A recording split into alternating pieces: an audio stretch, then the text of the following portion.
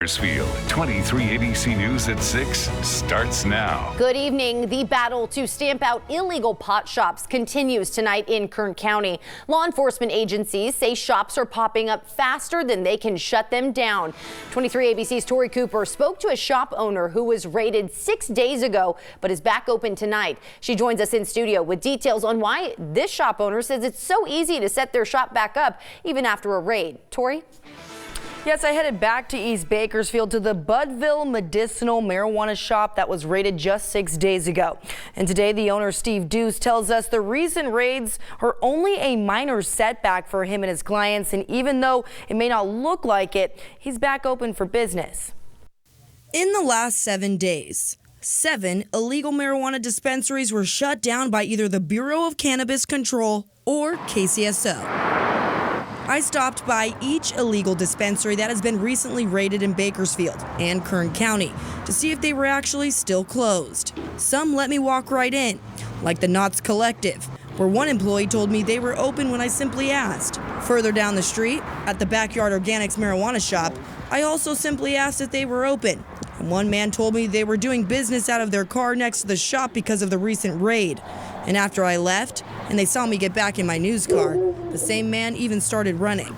But one store manager who was less startled says even though KCSO confiscated thousands of dollars from him during a raid on Friday, it's a small hit in a bigger business plan. Your store's doing $7,000 a day in sales, okay, at 80% margin, okay?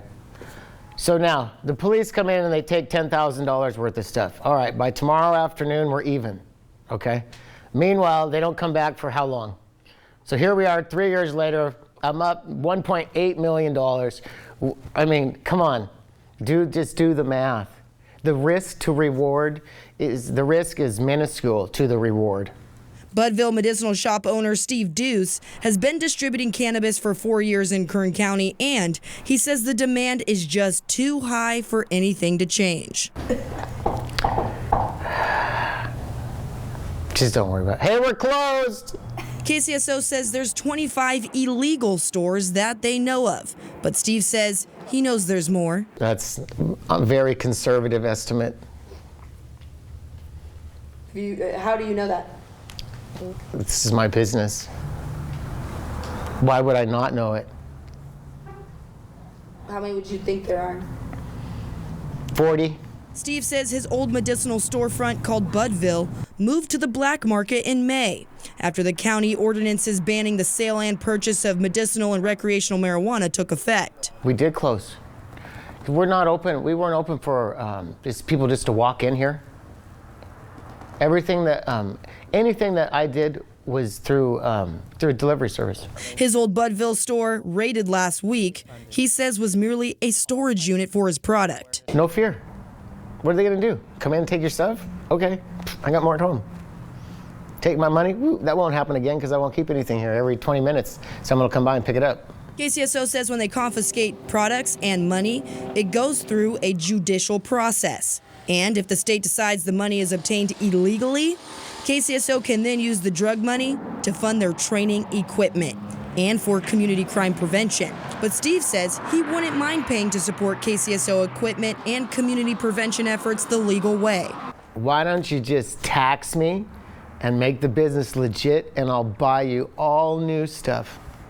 Steve says others in his industry are also not worried about getting raided or how they will reopen. And if anything, they'll reopen that store and open another store and keep their stuff over at that store and then open. I mean, just in the last, oh my gosh, just in the last month, I've seen 10 places open. KCSO says they are doing what they can to keep stores from sprouting back up by conducting routine surveillance, popping up unannounced, and citing people like Steve when they catch them operating. State and local officials say it's difficult to keep a lid on these shops because they are dealing with a resourceful group, and they usually can't track down the owner. But Steve says even if the cops lock up the owners... Mike and I went to jail. We both got a couple felonies, a couple misdemeanor charges. My bail was 30 grand. It's a minor setback. Days later, the owner is back in the game, and their marijuana business is running smoothly once again. Are you planning to start selling to your medicinal customers again? No. Are you saying that because you're supposed to say that? Correct. Now, law enforcement agencies say they are going to continue to work to close down these shops. But for now, live in studio, I'm Tori Cooper for 23 ABC News, connecting you.